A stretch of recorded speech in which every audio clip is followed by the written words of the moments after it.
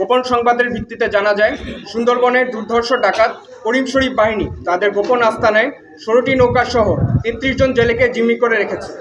প্রাপ্ত তথ্যের ভিত্তিতে বুধবার 9 এপ্রিল 2025 তারিখ সকাল 11টাতে সন্ধ্যা 7টা পর্যন্ত বাংলাদেশ কোস্টগার্ড বেস মংলা ও আউটপোস্ট নলিয়ান কর্তৃক সুন্দরবনের করকরি নদীর মাল্লাখালী এলাকায় একটি বিশেষ অভিযান পরিচালনা করা হয়। অভিযান চলাকালীন কোস্টগার্ডের উপস্থিতি টের পেয়ে ডাকাত দল ফাঁকা গুলি ছড়ে অতি দ্রুত বনে পালিয়ে যায়। পরবর্তীতে উক্ত এলাকা হতে অপহরণকৃত 6 জন নারী সদস্য সহ 33 জন জেলেকে 16টি বোট সহ উদ্ধার করা হয়। প্রাথমিক জিজ্ঞাসাবাদে জানা যায়, ভুক্তভোগীরা গত 9 এপ্রিল 2025 তারিখ সকালে মাছ ও কাঁকড়া ধরার উদ্দেশ্যে কয়রা হতে সুন্দরবনের উদ্দেশ্যে গমন করে।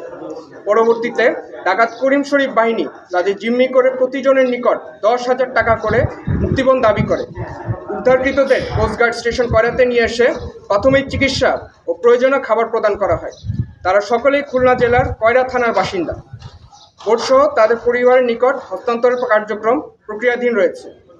বাংলাদেশ কোস্টগার্ড আয়তাধীন এলাকাসমূহে মৎস্যজীবীদের নিরাপত্তা বিধান, জলদস্যু ও বনদস্যু দমন এবং নিরাপদ সুন্দরবন গঠনে 24 ঘণ্টা ব্যাপী টহল অব্যাহত রেখেছে, যার মাধ্যমে আওতাধীন এলাকাসমূহের আইনশৃঙ্খলা পরিস্থিতি অনেকাংশে উন্নত হয়েছে।